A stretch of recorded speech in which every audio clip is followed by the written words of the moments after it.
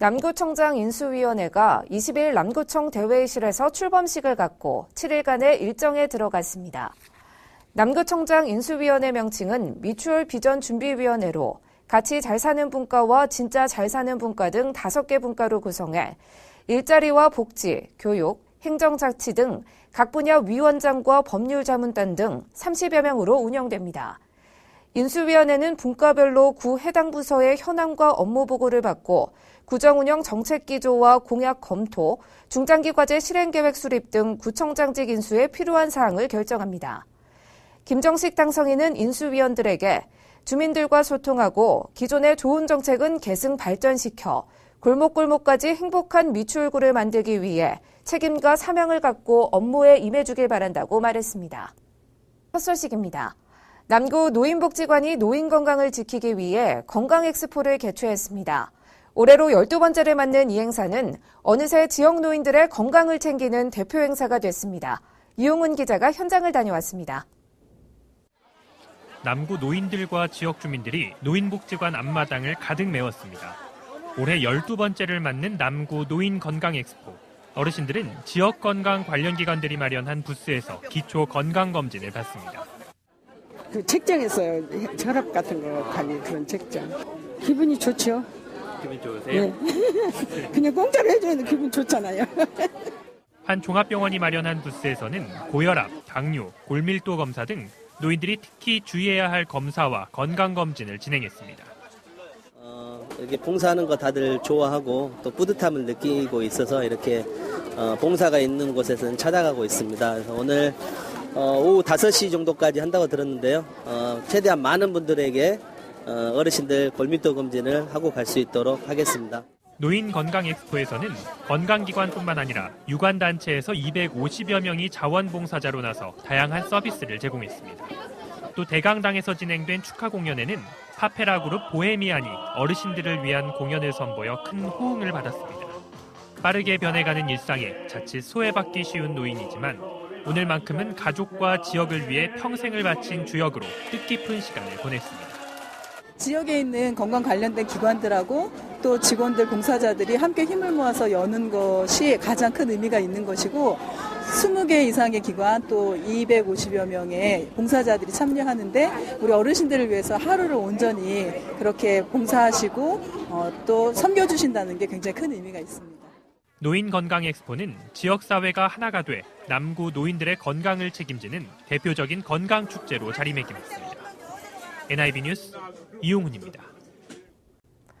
남구의 온라인 민원 서비스가 오는 29일 오후 6시부터 7월 2일 오전 9시까지 중단됩니다.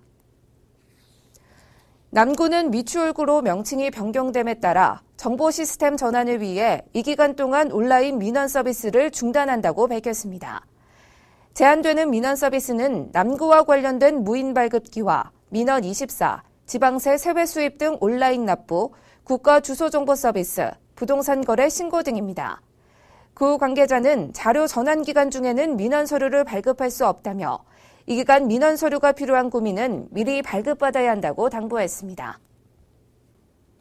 인천시가 오는 9월부터 시행하는 아동수당 사전 신청을 20일부터 받습니다. 아동수당은 아동 양육에 따른 경제적 부담을 경감하고 아동의 건강한 성장을 위해 도입된 제도로 오는 9월 21일 첫 수당이 지급됩니다.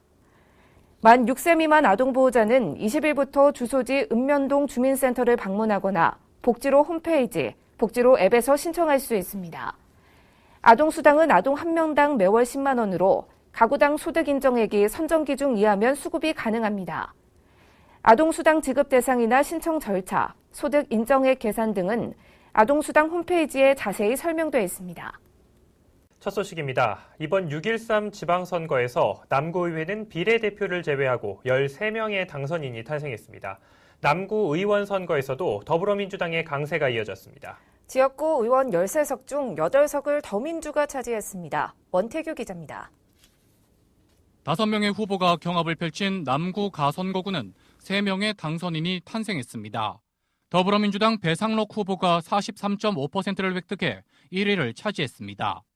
자유한국당 김재동 후보는 20.2%를 받아 2위를, 더불어민주당 김순옥 후보가 16%를 획득했습니다. 남구 나선거구에서도 더민주 후보 2명과 자유한국당 후보 1명이 당선의 기쁨을 누렸습니다. 39%를 획득한 더민주의 전경애 후보가 1위를, 자유한국당 이한영 후보가 25.1%를 획득해 2위를 기록했습니다. 3위는 지역표 중 21.3%를 받은 더민주의 손일 후보입니다. 7명의 후보가 경쟁한 남구 다선거구도 3명의 구의원을 선출하는 3인 선거구입니다. 1위를 차지한 당선인은 더민주 이한호 후보입니다. 44.4%의 득표율을 기록했습니다. 2위는 28.6%를 획득한 자유한국당의 이관호 후보입니다. 16.2%를 차지한 더민주의 노태관 후보도 남구의회 입성에 성공했습니다. 남구 라선거구에선 2명의 후보가 당선됐습니다. 58.2%를 획득한 더민주 김진구 후보가 1위를, 자유한국당 박향초 후보가 28.1%를 획득해 2위를 차지했습니다. 마지막으로 남구 마선거구에서도 2명의 당선인이 탄생했습니다. 더민주의 김영근 후보가 53.6%로 1위를 기록했습니다. 자유한국당 김익선 후보는 33.7%를 획득했습니다. 이번 남구의회 선거에선 모두 26명의 후보가 경쟁해 13명이 당선됐고 그중 8명이 더민주 후보입니다. 비례대표 선거에선 더민주 김란영 후보와 자유한국당 홍영희 후보가 당선됐습니다. 후보로 나선 제7대 남구의원 11명 중에서는 9명이 남구의회 재입성에 성공했습니다. 여야 8대8로 균형을 이룬 지난 제7대 남구의회와 달리 더민주의 강세가 두드러진 선거 결과에 집행부가 추진하는 사업에 힘을 실을 수 있을 것이란 기대와 함께 집행부에 대한 견제가 부족할 수 있다는 우려가 교차하고 있습니다. NIB 뉴스 원태규입니다. 남구가 지역 용일초등학교와 함께 도시농업 체험 프로젝트를 진행하고 있습니다. 오늘 11월까지 진행되는 도시농업 체험은 학교에서 생태 텃밭과 벼농사, 과실수 가꾸기 등 도심 속 농업을 체험하는 프로그램입니다. 학교 관계자는 학생들이 직접 가꾸고 체험하는 생태 교육을 통해 자연과 생태에 대한 소중함을 느끼는 체험 교실로 학생들에게 인기가 많다고 말했습니다. 남구는 올해 구정 중점 목표를 도시농업 활성화의 해로 정하고 관련 사업을 추진하고 있습니다. 김정식 남구청장 당선인이 18일 NIB 남인천 방송을 방문해 지역방송 활용 방안에 대해 논의하는 시간을 가졌습니다. 김정식 당선인은 남인천 방송 김인태 대표와 박용선 전무 등 임원진을 만나 주민들의 의견을 반영하고 있는 지역방송의 중요성을 잘 알고 있다며 앞으로 지역방송을 통해 주민들이 구정에 참여할 수 있는 방안을 찾고 싶다고 말했습니다. 이에 대해 김인태 남인천 방송 대표는 지역 소식을 전하는 지역방송의 역할과 의무를 다하기 위해 노력하겠다며 주민 참여 방송과 주민을 위한 방송을 위해 함께 노력하자고 답변했습니다. 첫 소식입니다. 박남춘 인천시장 당선인이 당선 후 첫 기자간담회를 인천대공원에서 진행했습니다. 박 당선인은 격식을 벌이고 가진 간담회에서 앞으로 시정 운영 방향과 인수위원회 구성에 대해 진솔하게 이야기했습니다. 구자길 기자입니다. 박남춘 인천시장 당선인의 인수위원회인 새로운 인천 준비위원회가 본격 운영됩니다. 인수위는 인천교통공사 건물에 꾸려지며 30명 내외로 구성됩니다. 인수위원장에는 신동근 국회의원과 정세일 인천 지속가능발전협의회 지속가능경제 분과위원장이 공동으로 맡았습니다. 또 3개 분과로 나누어 민관협치와 재정, 공약과제 등에 중점을 둘 예정입니다. 특히 박 당선인의 인수위는 현역 의원들이 대다수 참여해 당정이 협심하는 모습을 보인다는 구상입니다.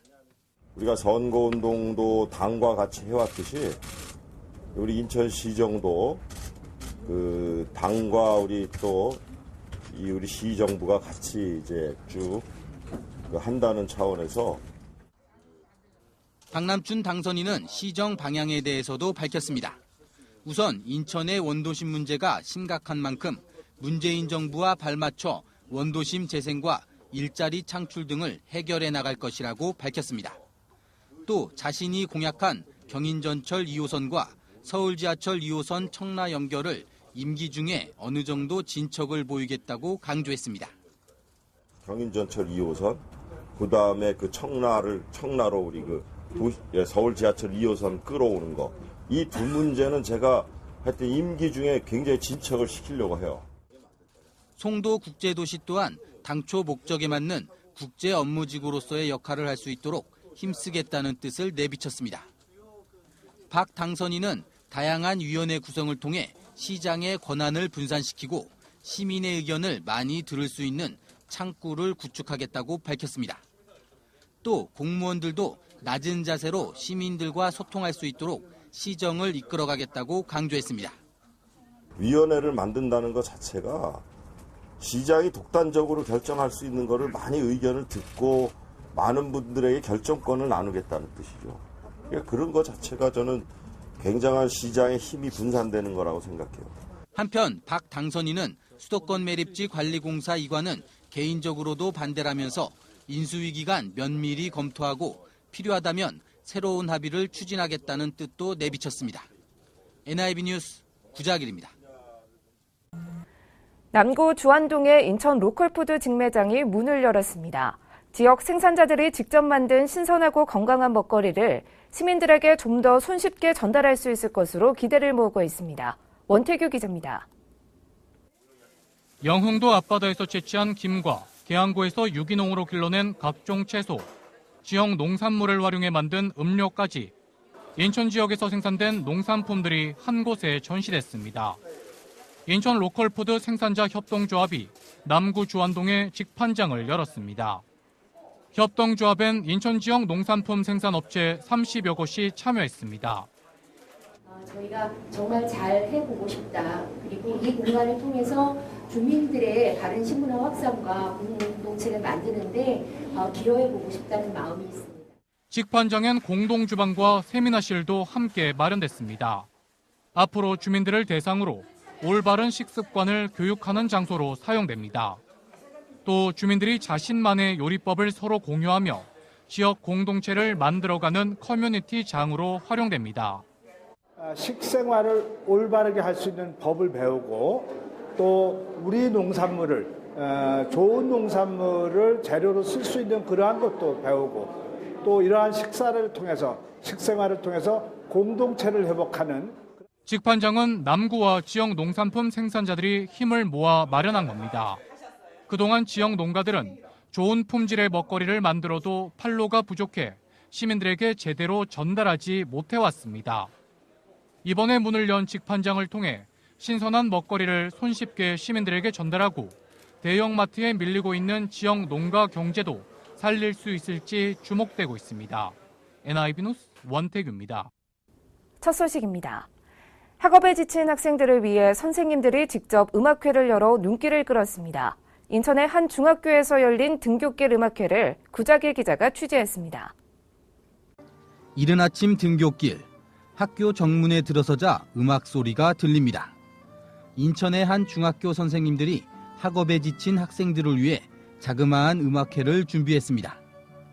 평소 영어와 과학 등을 가르치던 선생님들이 서툴지만 여러 악기를 연주하며 학생들에게 힘을 불어넣습니다. 평소에 수업만 하다가 음악 들으니까 신선하고 신기하고 듣기 좋아요.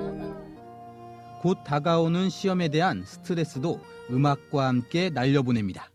선생님들이 이거 시험 기간이라 공부에 지치고 힘든데 이렇게 연주를 해주시니까 힐링이 되고 너무 좋아요.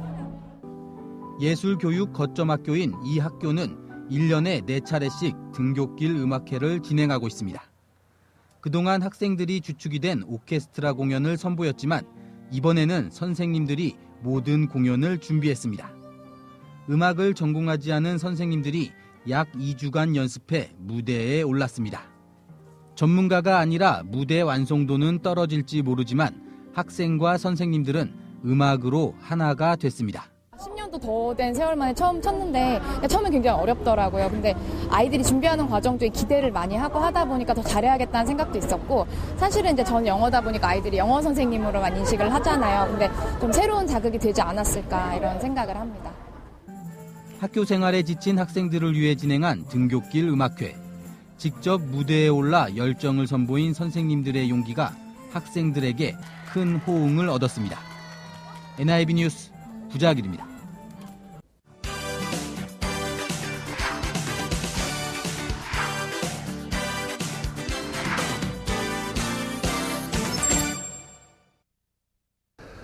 한 나라의 경제 성장은 보통 GDP라는 지수를 이용해서 측정합니다.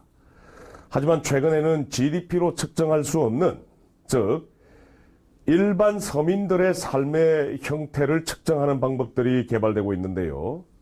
오늘은 이러한 방식을 사용해서 국제 비교로 본 우리나라의 삶의 질에 대해 알아보는 시간을 가져보겠습니다. 앞서 설명한 대로 경제 발전뿐만 아니라 사회적 복지, 삶의 질 등과 같은 지수들을 함께 고려하는 비욘드 GDP에 대한 관심과 수요가 증가하면서 다양한 지표들이 활용되고 있는데요.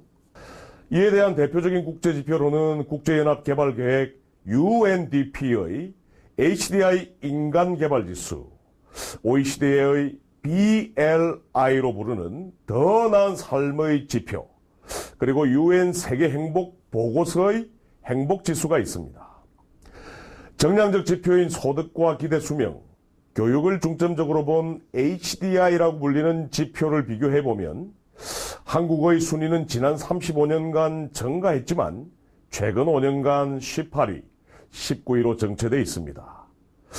또한 OECD 국가의 더 나은 삶의 질이라는 척도를 정량, 정성지표로 평가하는 BLI를 비교해 볼 때 한국은 2011년 이후 BLI 순위가 세계에서 24위에서 29위로 지속적으로 하락하고 있습니다.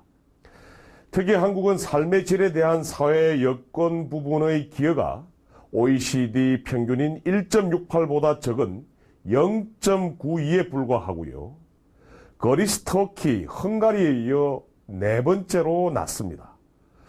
이러한 삶의 질에 대한 기여 정도를 시기별로 비교해보면 글로벌 금융 위기 및 세계 경제의 불확실성 등대로 경제, 환경 부분의 기여는 하락한 반면 사회 여건 부분의 기여는 어느 정도 상승하고 있는 추세입니다.